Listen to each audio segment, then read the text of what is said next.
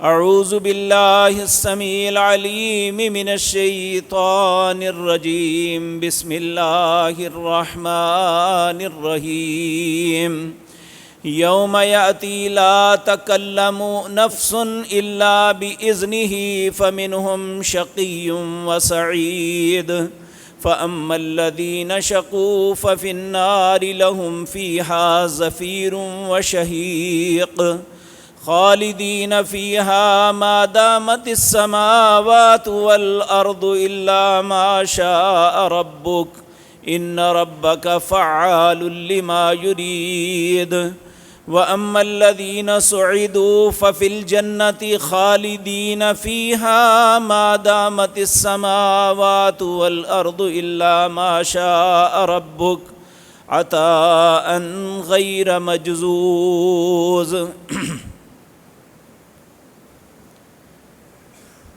حضرات محترم، اس دنیا کے اندر اللہ جسے بھی پیدا کرتا ہے وہ اپنی زندگی گزارتا ہے۔ ہر شخص کی زندگی گزارنے کا معیار الگ الگ ہے۔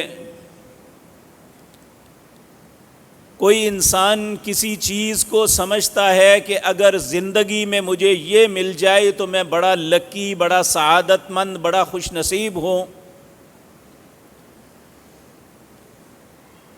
اور کچھ لوگ اپنی غربت، اپنی افلاس، اپنی بھوک، اپنے بہت سی آزمائشوں کی وجہ سے اپنے آپ کو بڑا بد نصیب اور بدبخت تصور کرتے ہیں۔ آج کی مجلس میں مجھے آپ کے سامنے یہ عرض کرنا ہے کہ ہماری زندگی میں اللہ کسے خوش بخت، خوش نصیب سمجھتے ہیں اور کس شخص کو بدبخت تصور کرتے ہیں، تاکہ ہم اپنے معیارات کو نہ دیکھیں، یہ دیکھیں کہ اللہ کا معیار کیا ہے۔ اگر اللہ کے معیار کے مطابق ہم پورے اتریں گے تو ہم اپنی زندگی میں سعادت مند، خوش نصیب ہیں۔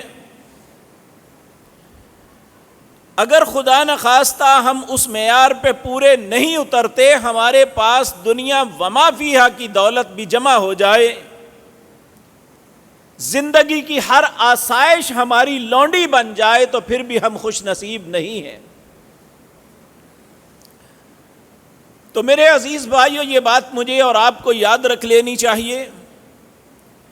اللہ رب العزت نے اس دنیا کے اندر جب سب سے پہلے انسان کو بھیجا، جو میرے اور آپ کے باپ اور ماں تھے، سیدنا آدم اور حوا، جو ایک غلطی کی وجہ سے جنت سے نکال دیے گئے، اس وقت اللہ نے انہیں یہ بات سمجھائی تھی، فَإِمَّا يَأْتِيَنَّكُم مِّنِّي هُدًى فَمَنِ اتَّبَعَ هُدَايَ فَلَا يَضِلُّ وَلَا يَشْقَىٰ۔ اے آدم و حوا، تمہارے لیے اور تمہاری اولاد کے لیے ایک ہی قانون ہے۔ قیامت تک کے لیے جو بھی دنیا کی زندگی گزارنے کے لیے انسان یہاں آئے گا، اس کی رہنمائی، اس کی ہدایت کا میں ذریعہ آسمان سے بھیجوں گا۔ فَمَنِ اتَّبَعَ هُدَايَ، جو اس کی اتباع کرے گا، فَلَا يَضِلُّ، وہ کبھی گمراہ نہیں ہوگا، ولا یشقا، اور نہ بدبختی اس کا مقدر بنے گی۔ آج جو آیات آپ کے سامنے پڑھی ہیں، یہ سورۃ ہود ہے، 12واں پارہ، اس کی آیت نمبر 105، 6، 7 اور 8 ہے۔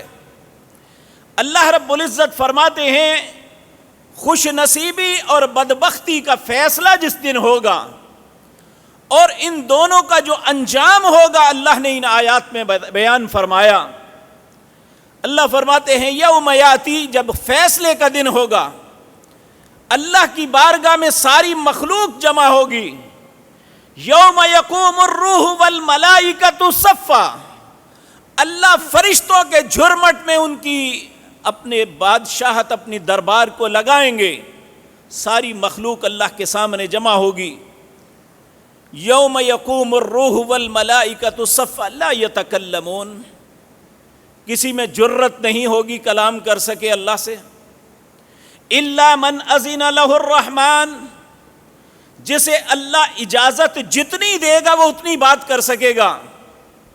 اس آیت میں بھی فرمایا یوم یاتی لا تکلم نفس الا باذنی، کسی شخص میں جرت نہیں ہوگی، کسی کی تخصیص نہیں کی۔ آپ دیکھیں ہم کلمہ پڑھتے ہیں لا الہ، کوئی الہ نہیں، ایک تخصیص ہے الا اللہ، مگر اللہ ہے۔ یہاں تخصیص نہیں کی، یوم یاتی لا تکلم، کوئی کلام نہیں کر سکے گا، نفس، کوئی بھی جان، وہ نیک ہے یا بد، چھوٹا ہے یا بڑا، نبی ہے یا امتی، لا تکلم نفس الا باذنہ۔ اس دن صرف اسے اجازت ملے گی جسے اللہ چاہے گا، جسے اللہ اجازت دیں گے تم بات کر سکتے ہو۔ اس لیے یہ بات سب سے پہلے مجھے اور آپ کو سمجھ لینی چاہیے کہ میرے رب پہ کسی کا بوجھ نہیں ہے، نہ اللہ رب العزت کسی کی محبت میں مجبور ہیں۔ ہم بحیثیت انسان جس سے محبت کرتے ہیں اس کی محبت میں بے بس ہو جاتے ہیں کہ میں ایک ایسے شخص نے میرے سامنے بات کی ہے جس سے میں محبت کرتا ہوں، میں اس کی بات ٹال نہیں سکتا۔ کچھ ایسے لوگ ہوتے ہیں جو ہم سے برتر ہیں، ہم ان کی برتری اور ان کی قوت و طاقت کی وجہ سے ان کی بات کو ٹال نہیں سکتے۔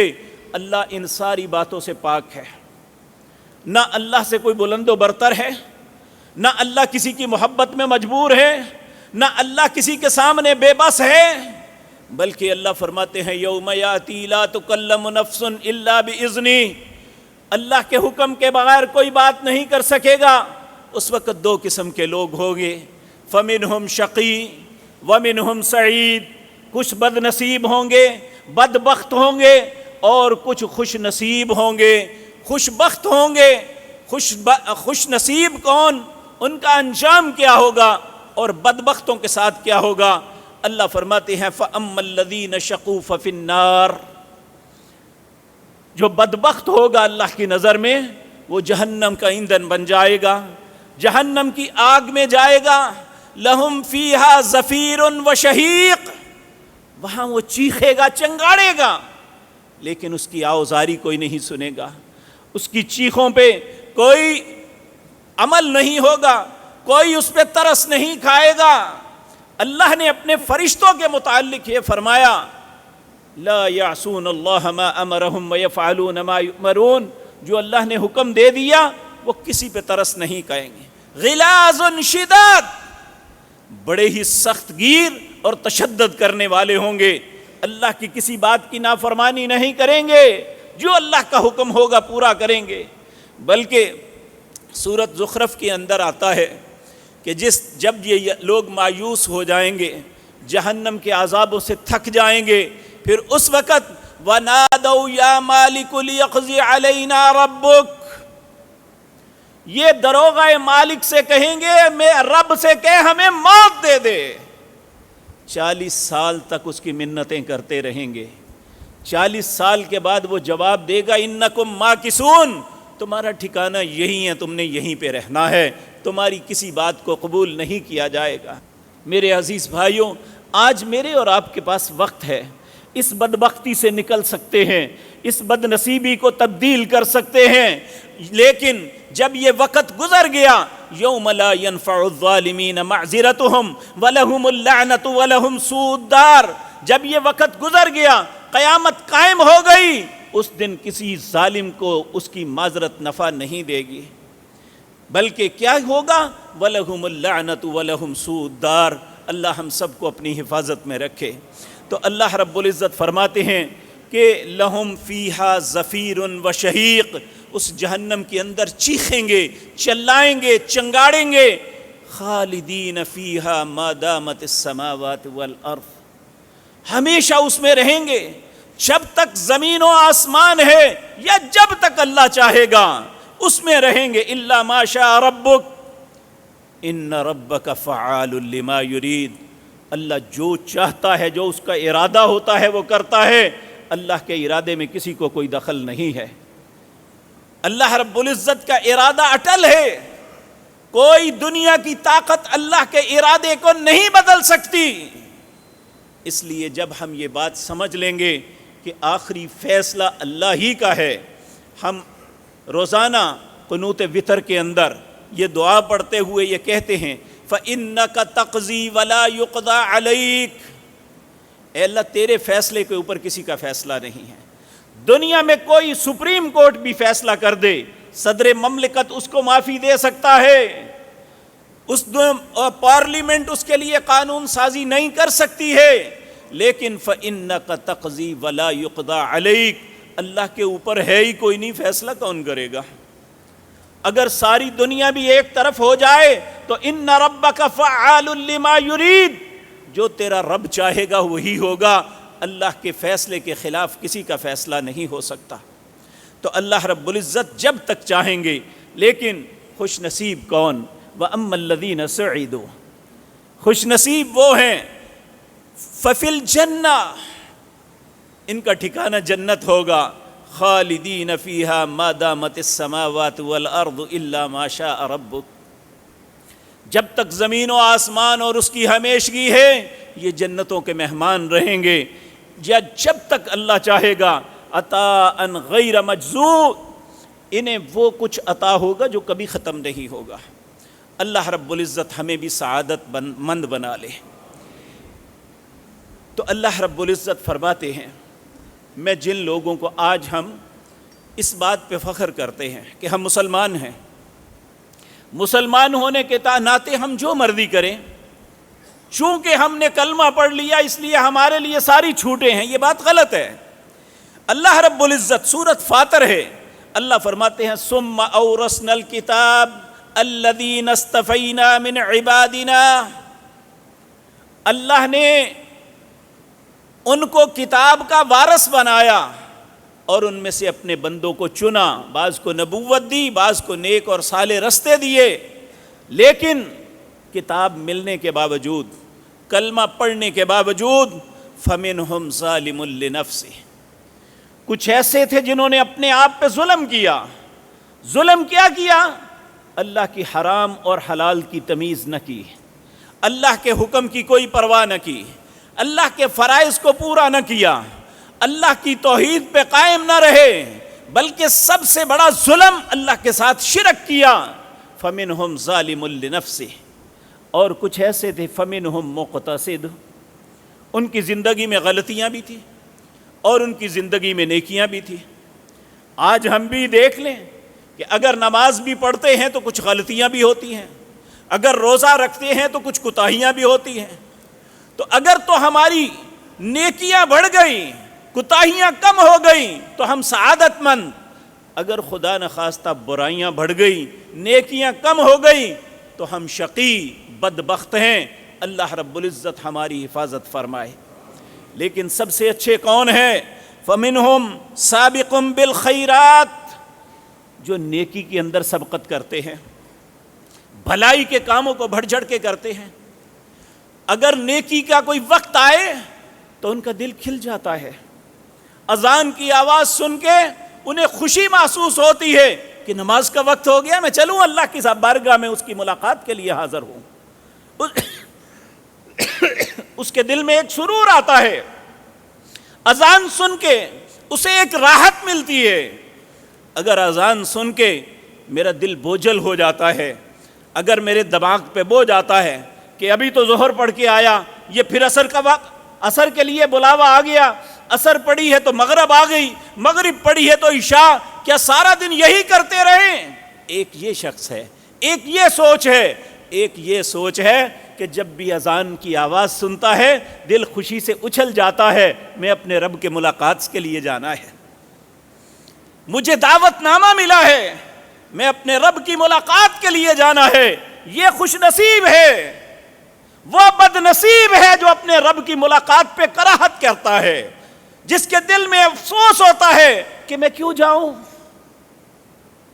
تو اللہ رب العزت فرماتے ہیں وَمِنْهُمْ سَابِقٌ بِالْخَيْرَاتِ بِإِذْنِ اللَّهِ، یہ نیکی میں سبقت کرنا یہ اللہ کے حکم سے ہی ہے، اللہ کی توفیق سے ہے۔ نبی کریم صلی اللہ علیہ وسلم نے اسی لیے حضرت معاذ بن جبل نے جب یہ کہا تھا نا میں آپ سے محبت کرتا ہوں، تو آپ نے فرمایا اگر تمہیں مجھ سے محبت ہے تو فی کل دبر صلاۃ، اپنی ہر نماز کے بعد اللہ سے یہ التجا کرنا، کیا؟ ربی اعنی علی ذکرک و شکرک و حسن عبادتک، اے اللہ مجھے توفیق دے میں تیرا ذکر کر سکوں، مجھے توفیق دے میں تیرا شکر ادا کر سکوں، اے اللہ مجھے توفیق دے میں تیری اچھے طریقے سے عبادت کر سکوں۔ یہ اللہ کے حکم سے، اللہ کی اجازت سے ہوتا ہے۔ یہ میں پہلے بھی عرض کر چکا، نبی کریم صلی اللہ علیہ وسلم نے صبح کے آغاز پہ جو دعائیں سکھائی، اس میں ایک دعا یہ بھی ہے، الحمدللہ الذی عافانی فی جسدی ورد علی روحی وَأَذِنَ لِي بِذِكْرِي، تمام تعریفیں اس اللہ کے لیے ہیں۔ عافانی فی جسدی، جس نے میرے جسم کو عافیت سے نوازا، ورد علی روحی، میری روح کو واپس پلٹا دیا، وَأَذِنَ لِي بِذِكْرِي، اور مجھے اپنے ذکر کی اجازت دے دی کہ میں اٹھا۔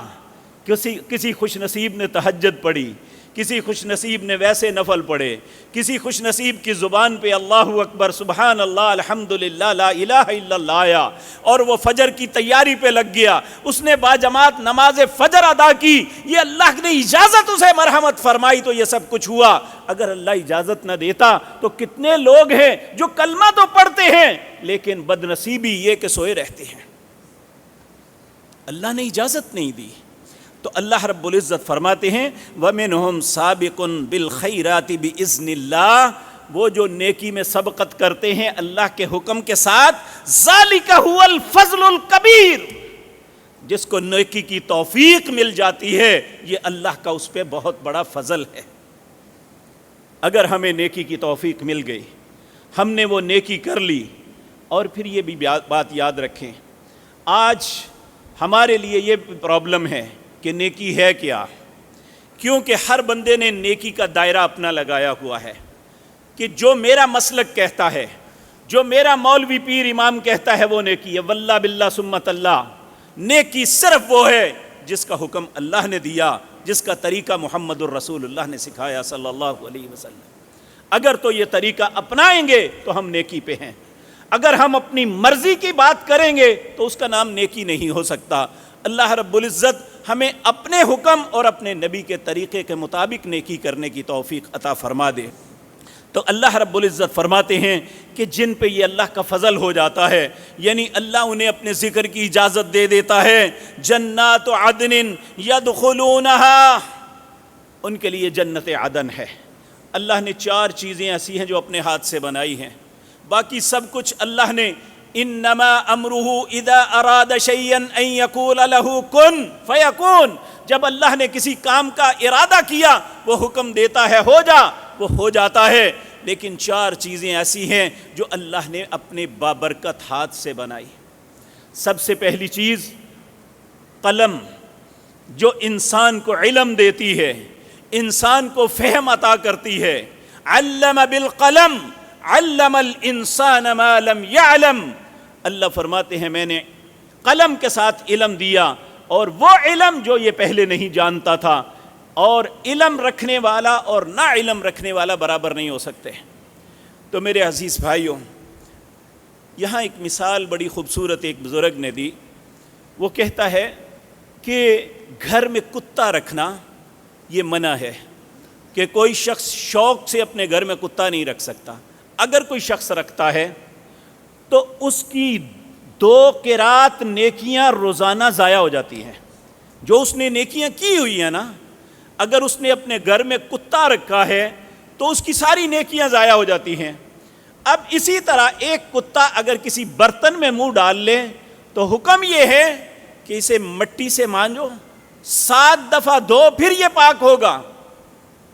لیکن جو کتا صدایا ہوا ہے شکار کے لیے، اگر وہ شکار مار کے بھی لے آئے، یعنی شکار کو کر کے لے آئے اور اس پہ اس کے دانت بھی لگ جائیں تو وہ حلال ہے، چونکہ اسے تعلیم دی گئی ہے۔ یہ علم کی فوقیت ہے جس کی وجہ سے وہ کتا ہونے کے باوجود اس کی ممانعت نہیں ہے۔ تو اس لیے علم بہت بڑی فضیلت کی بات ہے۔ تو علم بالقلم، ایک چیز اللہ نے قلم اپنے ہاتھ سے بنایا۔ دوسرا اللہ جس عرش پہ مستوی ہیں اللہ نے اپنے ہاتھ سے بنایا. تیسرا اللہ نے میرے اور آپ کے بابا سیدنا آدم کو اپنے ہاتھ سے بنایا. اور چوتھا ہمارا مقام اگر ہم سعادت مند ہیں تو جنت عدن اللہ نے اپنے ہاتھ سے بنائی. آپ دیکھیں دنیا میں لوگ باغیچے سجاتے ہیں اور اتنے خوبصورت درخت کی کٹنگ کرتے ہیں, ایسی ایسی خوبصورت انداز بناتے ہیں, عقل دنگ رہ جاتی ہے. جو اللہ نے اپنے ہاتھ سے بنایا وہ کتنا خوبصورت ہوگا. ولا عین رأت ولا اذن سمعت ولا خطر علی قلب بشر, کسی آنکھ نے وہ دیکھا نہیں, کسی کان نے وہ سنا نہیں, کسی دل میں وہ کھٹکا نہیں پیدا ہوا جو اللہ سعادت مندوں کو دیں گے. جنات عدن یدخلونہا, اس میں داخل ہوں گے. پھر ان کے ساتھ کیا ہوگا؟ یحلون من اساور من ذہب ولؤلؤا, انہیں سونے کے زیورات پہنائے جائیں گے اور موتیوں کے زیورات. اور ولباسہم فیہا حریر, انسان کا لباس ریشم کا ہوگا. آج آپ دیکھیں نا, کوئی فنکشن ہو انسان بوسکی کا سوٹ پہنتا ہے, جبکہ یہ آج مرد پہ حرام ہے. یہ جو ریشم ہے مرد کے لیے حلال نہیں ہے. لیکن قیامت کے دن جس نے آج دو چیزوں سے اجتناب کیا مرد ہونے کے ناطے, آج سونے کا زیور نہیں پہنا, وہ چاہے رنگ ہے, وہ چاہے لاکٹ ہے, وہ بریسلٹ ہے, وہ کوئی بھی چیز ہے, اس نے چھوڑ دیا کہ میرے رب نے مجھے منع کیا ہے. اور اس نے ریشم کا لباس, باوجود بہت اچھا فنکشن بھی ہے, ریشم کا لباس نہیں پہنا. کل قیامت کے دن اللہ اسے زیورات بھی پہنائیں گے اور ریشم کا لباس بھی پہنائیں گے. تو اللہ رب العزت فرماتے ہیں اس وقت انسان کہے گا وقالوا الحمد للہ الذی اذھب عنا الحزن, تمام تعریفیں اس اللہ کے لیے ہیں جس نے سارے غم مجھ سے دور کر دیے. دنیا کی جتنی تکلیفیں تھیں, دنیا میں جتنی ہمیں رکاوٹیں تھیں, دنیا میں جتنا صبر کا حکم دیا جا رہا تھا, اور ہم نے بہت سے لوگوں کے طعن و تشنیع بھی سہے تھے, اللہ نے آج سارے غم دور کر دیے. جنت عدن عطا کر کے, لباس حریر عطا کر کے, سونے کے زیورات اور موتیوں کے زیورات عطا کر کے. وقالوا الحمد للہ الذی اذھب عنا الحزن ان ربنا لغفور شکور, میرا رب بڑا ہی بخشنے والا اور اظہار تشکر کرنے والا ہے. جو اس کی عبادت کرتا ہے, جو سعادت مند زندگی اختیار کرتا ہے, اللہ جس کہتے ہیں میں تمہارا مشکور ہوں, کیوں کہ تم نے میرا کام کر دیا. اللہ بھی فرماتے ہیں شکورا, اللہ پھر تمہارا شکر گزار بنے گا. اللہ اکبر, اللہ ہمیں سعادت مند بنائے. اب سعادت مندی ہے کیا؟ کیونکہ سعادت مندی کی بہت عظیم قیمت ہے, بہت بڑا مقام ہے. اب سوچنے کی بات یہ ہے ہم کیسے سعادت مند بنیں گے, کس طرح سعادت ملے گی. تو نبی کریم صلی اللہ علیہ وسلم سے حضرت جابر بن عبداللہ رضی اللہ تعالی عنہ روایت کرتے ہیں کہ رسول اللہ صلی اللہ علیہ وسلم نے فرمایا وَإِنَّ مِنَ السَّعَادَةِ أَن يَطُولَ عُمْرُ الْعَبْدِ وَيَرْزُقُهُ اللَّهُ الْإِنَابَةَ. اللہ رب العزت نے جس شخص کو لمبی زندگی دی, سعادت مندی کیا ہے؟ اللہ نے کسی انسان کو لمبی زندگی دی اور اسے اپنی فرما برداری کا رزق دیا, یہ سعادت مندی ہے. اگر ہمیں فرما برداری نہیں ہے, اللہ کے حکم کی کوئی پرواہ نہیں ہے, تو ہمارے پاس کروڑوں نہیں اربوں کے مالک بن جائیں, ہمیں دنیا کے امیر ترین شخص جیسا انسان بنا دیا جائے, تو اللہ رب العزت اسے سعادت مند نہیں, بدبخت, شقی القلب, کمینہ سمجھتے ہیں. تو کون سعادت مند ہے؟ جسے زندگی ملی اور زندگی بھی لمبی مل گئی, اور اس کے بعد اسے رزق انابت کا, فرما برداری کا, اطاعت کا, اللہ کے حکم کی تعمیل کا ملا. امام ابن قیم رحمۃ اللہ علیہ آپ نے فرمایا کہ تین چیزیں انسان کے لیے سعادت مندی کا سبب بنتی ہیں. یہ ایک بہت بڑے امام, بڑے نیک لوگوں میں اور دانا لوگوں میں ان کا شمار ہوتا ہے, امام ابن تیمیہ اور یہ ان کے شاگرد امام ابن قیم رحمہم اللہ. اللہ رب العزت نے انہیں بہت فہم عطا کیا تھا. آج کوئی بھی شخص جو کتاب و سنت کا داعی ہے, کتاب و سنت کو ماننے والا ہے, جہاں کتاب و سنت اس کے لیے اہم بنیاد ہے، ان دونوں بزرگوں نے کتاب و سنت کے فہم میں لوگوں کو بڑی رہنمائی فرمائی۔ امام ابن قیم رحمۃ اللہ علیہ فرماتے ہیں 3 چیزوں کی وجہ سے انسان کو سعادت حاصل ہو سکتی ہے۔ سب سے پہلی، اذا انعم علیہ شکرا، جب اللہ انسان کو نعمت عطا کرتا ہے تو اللہ انسان اس نعمت کا شکر ادا کرے۔ اب میں اور آپ اس بات پہ تھوڑا سا سوچیں، ہمیں اللہ گھر دیتا ہے، یہ نعمت ہے، اولاد دیتا ہے، نعمت ہے، سواری دیتا ہے، یہ نعمت ہے، اور اچھا کاروبار سیٹ اپ دیتا ہے، یہ نعمت ہے، ہمیں اپنے آبا والدین کی طرف سے بہت بڑی جائیداد آتی ہے، یہ نعمت ہے۔ تو جب اللہ نعمت دے تو تکبر نہیں آنا چاہیے، بلکہ اس بات پہ اللہ کا شکر ادا کرنا چاہیے کہ میں ایک مفلس و کلاش تھا، خالی ہاتھ دنیا میں آیا تھا۔ جب میں آیا تھا تو میرے تن پہ کپڑے بھی نہیں تھے، مجھے کپڑے بھی والدین نے پہنائے تھے۔ آج اللہ نے مجھے جوان کیا، صحت تندرستی سے نوازا، اور اس کے ساتھ بے شمار نعمتیں بھی دی۔ تو سعادت مندی یہ ہے، سعادت مندی کی علامت یہ ہے کہ انسان اللہ کی نعمتوں کا شکر ادا کرے۔ اب شکر کیسے کیا جاتا ہے؟ اللہ کے فرائض کو پورا کرے، اللہ کی حرام کردہ چیزوں سے بچے، اللہ نے جن باتوں کا حکم دیا ہے انہیں اپنائے، اس کا نام سعادت مندی ہے۔ تو امام ابن قیم فرماتے ہیں جب اللہ کی طرف سے نعمت ملے تو اس کا شکر ادا کرے۔ وَإِذَا ابْتُلِيَ صَبْرٌ، اگر خدا نخواستہ کوئی تکلیف آ جاتی ہے، کوئی آزمائش آ جاتی ہے، تو دوسری سعادت مندی کی نشانی یہ ہے کہ انسان ابتلا پہ صبر کرے، یہ نہیں کہ واویلا کرے، رب نو میرا گھر ہی لبیا سی، ساری مصیبتیں میرے گھر میں ہی آنی تھی۔ میرے بھائیوں، میں نے گزشتہ ایک جمعے میں نبی کریم صلی اللہ علیہ وسلم کی بابت آپ سے عرض کیا تھا، کبھی آپ تصور کر سکتے ہیں اس کائنات میں سب سے اللہ کی ذات کے بعد سب سے اعلیٰ و ارفع ذات جناب محمد الرسول اللہ کی ہے؟ آپ ابھی دنیا میں نہیں آئے تو باپ کا سایہ اٹھ گیا، جب آپ دنیا میں آئے تو ماں اٹھا لی گئی، پھر دادا مشفق تھا تو وہ بھی لے گئے، اور آپ کا بہن بھائی بھی کوئی نہیں تھا۔ بڑی بہنیں چھوٹے بھائیوں کو سنبھال لیتی ہیں۔ آپ اس بچے کی بے بسی کا اندازہ کر سکتے ہیں؟ تو نبی کریم صلی اللہ علیہ وسلم نے آپ کی نبوی زندگی سے پہلے یا بعد میں آپ کی زبان سے کبھی شکوہ نہیں سنا، بلکہ یہی کہا قدر اللہ وما شاء فعل، اللہ کی تقدیر ہے، جو اللہ نے چاہا کر دیا، میں اس کی رضا پہ راضی ہوں۔ اسی کا نام ہے سعادت مندی کہ میرے رب کا فیصلہ ہے، میں اس کے فیصلے پہ خوش ہوں، اور اگر مصیبت آ جائے تو صبر۔ اور تیسری بات، جب خدا نخواستہ گناہ ہو جائے تو استغفار کرتا ہے۔ سعادت مندی کی 3 چیزیں ہیں، انعام ملے تو شکر کرنا، آزمائش آ جائے تو صبر کرنا، گناہ ہو جائے تو معافی مانگنا، یہ سعادت مندی کی علامتیں ہیں۔ امام ابن قیم رحمۃ اللہ علیہ نے ہمیں یہ رستہ بتایا۔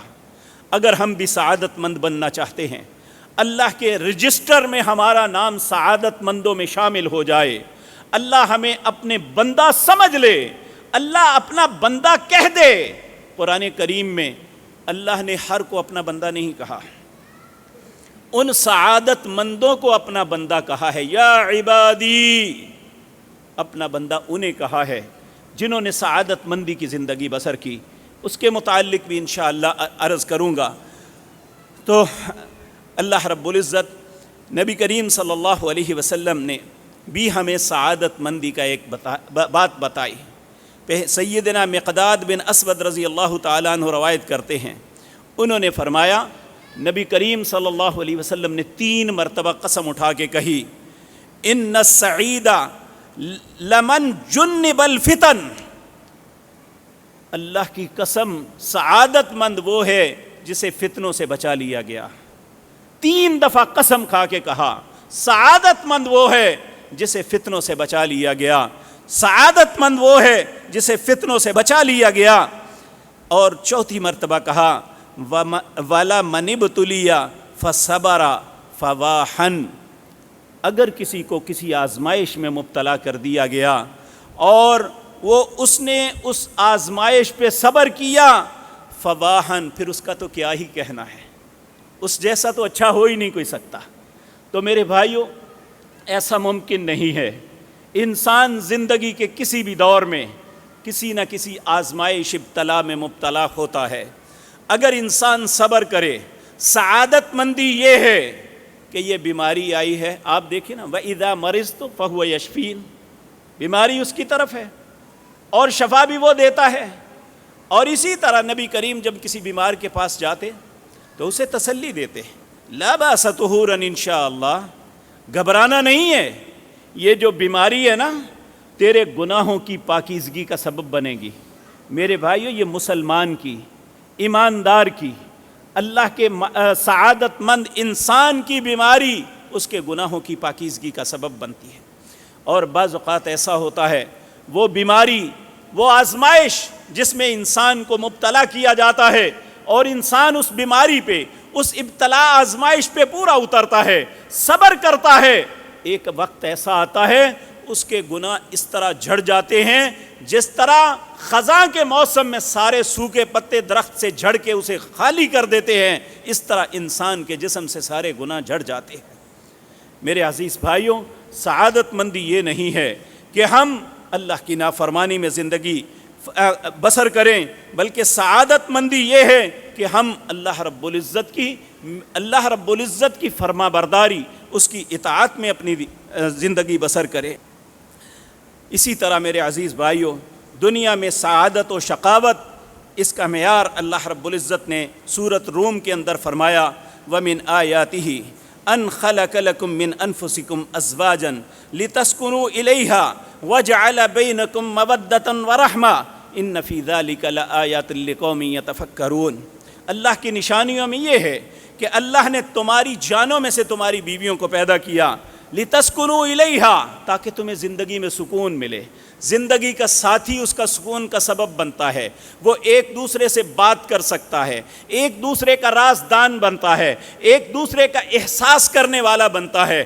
اللہ نے ایک دوسرے کے لیے دلوں میں محبت ڈال دی ہے۔ اللہ فرماتے ہیں وَجَعَلَ بَيْنَكُمْ مَوَدَّةً وَرَحْمَةً، میں نے تمہارے دلوں میں ایک دوسرے کی محبت ڈال دی۔ إِنَّ فِي ذَلِكَ لَآيَاتٍ لِقَوْمٍ يَتَفَكَّرُونَ، کیا یہ نشانیاں غور و فکر کرنے والوں کے لیے نہیں ہیں؟ پھر نبی کریم صلی اللہ علیہ وسلم نے فرمایا، 4 چیزیں سعادت کی، خوش نصیبی کی علامت ہیں۔ نمبر 1، 4 من السعادت، 4 چیزیں سعادت کی، خوش نصیبی کی علامت ہے۔ نمبر 1، المرأۃ الصالحۃ، نیک بیوی جو خامد کے ساتھ کمپرومائز کر کے زندگی بسر کرتی ہے، جو خامد کی اطاعت کرتی ہے، جو اپنے بچوں کی تعلیم و تربیت میں اپنے خامد کا ساتھ دیتی ہے، اپنے خامد کی امانت کو امانت سمجھتی ہے، اپنے خامد کی عزت و حیا کرتی ہے۔ نیک بیوی کسی انسان کی سعادت مندی کی علامت ہے۔ اللہ رب العزت، یاد رکھے، ہم جب اپنی بیٹی کے لیے اپنے داماد کا انتخاب کرتے ہیں تو 3 چیزیں ضرور دیکھتے ہیں، کیا وہ خوبصورت ہے، کیا وہ خاندانی ہے، کیا وہ مالدار ہے۔ لیکن جس چیز کی طرف رسول اللہ نے توجہ دلائی اس کی طرف توجہ ختم ہو گئی ہے۔ آپ نے فرمایا تم یہ چیزیں دیکھتے ہو، تمہاری ماں تمہیں گم پائے، دین کو ترجیح دیا کرو۔ یقین جانیے اس وقت اس باپ کی کیفیت دیکھی نہیں جاتی جب ایک باپ روتے ہوئے کہتا ہے، میں نے بیٹی جس کے ساتھ بیائی ہے اس کے پاس مال بھی ہے، اس کے پاس دولت بھی ہے، اس کے پاس گھر سواری بھی ہے، لیکن بدکار ہے، دوسری عورتوں پہ نظر رکھتا ہے، وہ میری بیٹی کا حق نہیں ادا کرتا۔ جب ہم نے اپنی بیٹی کے لیے منتخب کیا تھا اس وقت کیوں نہ دیکھا کہ میں ایک دیندار کو داماد بناؤں؟ جس بات کا رسول اللہ نے کہا تھا، اسی طرح جب ہم اپنے بیٹے کے لیے بیٹی کا انتخاب کرتے ہیں تو خوبصورتی دیکھتے ہیں، شان و شوکت اور مال و دولت دیکھتے ہیں، خوبصورتی دیکھتے ہیں، نہیں دیکھتے تو نیکی اور تقوی طہارت، یہ نہیں دیکھتے کہ یہ بیٹی نمازی بھی ہے یا نہیں، یہ خامد کے ساتھ تعلق کیسا رکھے گی۔ روتے ہیں ایسے لوگ جن کی بیویاں ان کے گھروں کی زندگی ان پہ تنگ کر دیتی ہیں۔ تو تو سعادت مندی یہ ہے، یہ پیارے نبی جناب محمد الرسول اللہ نے فرمایا۔ عشرہ مبشرہ میں سے صحابی حضرت سعد بن ابی وقاص رضی اللہ تعالیٰ عنہ اس حدیث کے راوی ہیں، کہا اربعون من السعادتی، 4 چیزیں یہ سعادت مندی خوش نصیبی کی علامت ہیں۔ نمبر 1 المرأۃ الصالحہ، نیک بیوی، والمسکن الواسعہ، کھلا گھر۔ نبی کریم دعا مانگا کرتے تھے، اللہم اغفر لی ذنبی، اللہ میرے گناہوں کو معاف کر دے، ووسع لی فی داری، مجھے کھلا گھر عطا کر دے، وبارک لی فی رزقی، اے اللہ میرے رزق میں برکت عطا فرما دے۔ یہاں خوش نصیبی کی علامت کیا بتائی کہ والمسکن الواسع، کھلا گھر، والجار الصالح، اور نیک ہمسایہ۔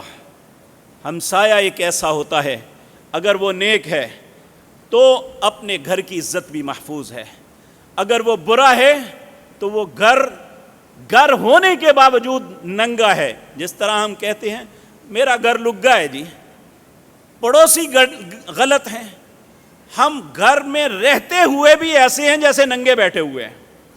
اگر پڑوسی اچھا ہو تو وہ اپنے پڑوسی کی حیا، اپنے پڑوسی کی بیٹی کو اپنی بیٹی، اس کی بیوی کو اپنی بہن، اس کے گھر والوں کو اپنی طرح سمجھتا ہے، ان کی حیا اور شرم کرتا ہے، ان کی حفاظت میں نظر رکھتا ہے، گندی نظر سے اپنے پڑوس کو نہیں دیکھتا۔ کہا خوش نصیبی کی علامت یہ ہے کہ اللہ، تیسری بات والجار الصالح، اور اللہ اسے اچھا پڑوسی دے دے۔ چوتھی چیز جو انسان کی خوش نصیبی کی علامت ہے، والمرکب الحنی، اسے اچھی سواری مل جائے جس پہ وہ سفر کرے، وہ اپنے اہل و عیال کے ساتھ ایک جگہ سے دوسری جگہ چلا جائے، یہ اللہ کی طرف سے اسی کی خوش نصیبی کی علامت ہے۔ اللہ یہ چاروں خوش نصیبیاں ہمیں نصیب فرما دے۔ اور پھر اسی طرح فرمایا یہی 4 چیزوں کے متعلق، یہی انسان کی وَأَرْبَعُ مِنَ الشَّقَاوَةِ، کسی انسان کی بدبختی کی علامت بھی یہی 4 چیزیں ہیں۔ نمبر 1 الجار السوء، برا پڑوسی انسان کے لیے مصیبت بن جاتا ہے۔ والمرأۃ السوء، اور بری عورت، یعنی جس کا نا اخلاق اچھا، نہ اپنے خامد کی عزت کرتی ہو، بلکہ نہ اس کے مال کی حفاظت کرتی ہو، نہ اس کی اولاد کی تربیت میں اس کی معاونت کرتی ہو، ایسا شخص کی زندگی تنگ ہو جاتی ہے۔ وہ باوجود زندگی کا ساتھی ہونے کے اس کے لیے گھر میں سکون کی کوئی جگہ نہیں ہوتی۔ والمسکن الضیق، اور تنگ گھر، یہ انسان کے لیے بد نصیبی کی علامت ہے۔ اور اسی طرح بری سواری، یہ بھی انسان کے لیے شقاوت کی علامت ہے۔ اللہ رب العزت ہم سب کو محفوظ فرمائے۔ نبی کریم صلی اللہ علیہ وسلم، حضرت ثوبان رضی اللہ تعالیٰ عنہ فرماتے ہیں، سونے چاندی کے بارے میں حکم نازل ہوا تو صحابہ نے حضرت عمر سے پوچھا، یا عمر، کون سا مال جمع کر لینا چاہیے جو اچھا ہو؟ حضرت عمر نے کہا، تمہیں میں معلوم کر کے بتاتا ہوں۔ آپ نبی کریم کے ساتھ ایک سفر پہ جا رہے تھے تو حضرت عمر نے اپنی اونٹنی کو تیز کیا تاکہ میں نبی کریم صلی اللہ علیہ وسلم کے پاس جا کے پوچھ سکوں کہ کون سا جو ہے مال اچھا ہے جسے حاصل کر سکتے ہیں ہم۔ تو نبی کریم کی خدمت میں حاضر ہو کے ان سے پوچھا، اے اللہ کے پاک پیغمبر صلی اللہ علیہ وسلم، ہم کون سا مال ہے جو اکٹھا کر لیں؟ تو نبی کریم صلی اللہ علیہ وسلم نے جو بتایا، میرے اور آپ کے لیے بہت بڑا سبق ہے۔ نبی کریم صلی اللہ علیہ وسلم آپ نے فرمایا، لِيَتَّخِذْ أَحَدُكُمْ كَلْبًا شَاكِرًا، اگر تم اپنے لیے کچھ ذخیرہ کرنا چاہتے ہو نا تو شکر والا دل پیدا کرو، اپنے دل کو شکر کرنے والا بنا لو، یہ تمہارے لیے بہترین زاد راہ اور ذخیرہ ہے۔ اگر اپنے پاس اچھا ذخیرہ کرنے چاہتے ہو، وَلِسَانًا ذَاكِرًا، اپنی زبان کو ذکر کرنے والی بنا لو، یہ تمہارے لیے بہترین توشہ ہے۔ وَزَوْجَةً مُؤْمِنَةً، ایسی عورت کے ساتھ شادی کرو جو مومنہ ہو، جو جنت میں آخرت میں تمہارے لیے خیر کا سبب بنے، تمہیں نیکی کی دعوت دے، تمہیں نماز کے لیے اٹھائے، تمہیں حرام سے روکے، بلکہ یہ نہ کہے کہ مجھے نہیں پتا رشوت ہے یا کیا ہے، مجھے میرے معاملات پورے کرنے کے لیے لا کے دو۔ بہت سے لوگ حرام کاری اور حرام خوری میں اپنے گھر کی مجبوریوں کی وجہ سے پڑ جاتے ہیں کہ بیویاں مجبور کرتی ہیں کہ تم ہمیں لا کے دو چاہے کسی بھی طریقے سے، پھر وہ ہر حلال و حرام اکٹھا کرتا ہے۔ جس اولاد کے لیے یہ سارا کچھ کیا جاتا ہے، پھر جو وہ اپنے والدین کے ساتھ کرتے ہیں، العیاذ باللہ۔ تو کہا اگر اکٹھا کرنا چاہتے ہو، اگر مال کا ذخیرہ کرنا چاہتے ہو تو اچھی بیوی تعین احدکم علی امر الاخر، جو آخرت کے معاملات میں تمہاری معاونت کرے۔ اللہ رب العزت ہمیں بھی ایسے فیصلے کرنے کی توفیق عطا فرمائے۔ میرے عزیز بھائیو، یہ سعادت مندی، یہ اسی طرح نبی کریم صلی اللہ علیہ وسلم سے حضرت سعد بن وقاص رضی اللہ تعالی عنہ آپ نے پوچھا تو نبی کریم نے فرمایا وَإِنَّ مِنَ السَّعَادَةِ ابن آدم رضاہ بما قضى اللہ لہ۔ سعادت مندی یہ ہے کہ انسان کے لیے جو اللہ فیصلہ کر دے وہ اسے قبول کر لے، وہ کہے کہ میرے رب کا فیصلہ ہے، اور جو میرا رب فیصلہ کرتا ہے کہ میں اسے قبول کرتا ہوں۔ تو میرے عزیز بھائیوں، ایک علامت نبی کریم صلی اللہ علیہ وسلم نے یہ فرمائی کہ سعادت مندی کی علامت یہ ہے کہ جس انسان کے دل میں آخرت کی فکر پیدا ہو جائے کہ آج دنیا کی زندگی میں اور آپ بڑی محنت مشقت کرتے ہیں کہ ہمارا آج سے کل بہتر ہو جائے، ہمیں ہمارے معاملات میں ترقی اور عروج مل جائے، لیکن سعادت مندی یہ ہے کہ انسان آخرت کے لیے سوچے۔ جس انسان کے دل میں آخرت کی یہ فکر پیدا ہو گئی، اللہ کی نظروں میں وہ سعادت مند ہے۔ نبی کریم صلی اللہ علیہ وسلم آپ نے فرمایا من کانت الآخرۃ ہمہ جعل اللہ غناہ فی قلبہ، جس بندے کو آخرت کی فکر پیدا ہو گئی اللہ اس کے دل کو بے پرواہ کر دے گا، غنا سے بھر دے گا، اللہ اس کے دل کو محفوظ کر دے گا، بھوک مٹا دے گا اسے۔ وَجَمَعَ لَهُ شَمْلَهُ وَآتَتْهُ الدُّنْيَا وَهِيَ رَاغِمَةٌ وَمَنْ كَانَتِ الدُّنْيَا حَمَّهُ۔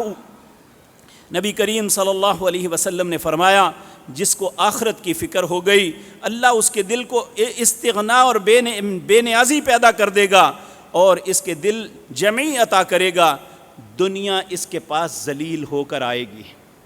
لیکن جو شخص آخرت کی فکر بھلا کے صرف دنیا کے پیچھے پڑ گیا اللہ اس کے دل میں بے قراری پیدا کر دے گا، ہر وقت وہ اسی فکر میں اسی دوڑ میں لگا رہے گا، ایک جنگل بھر کے بھی سونا مل جائے تو دوسرے کی چاہت کرے گا، اس کے دل میں کبھی اطمینان اور قرار نہیں آئے گا، اور ملے گا اسے وہی جو اللہ نے اس کے مقدر میں لکھا ہے، وہ اس سے بڑھ کے نہیں لے سکتا۔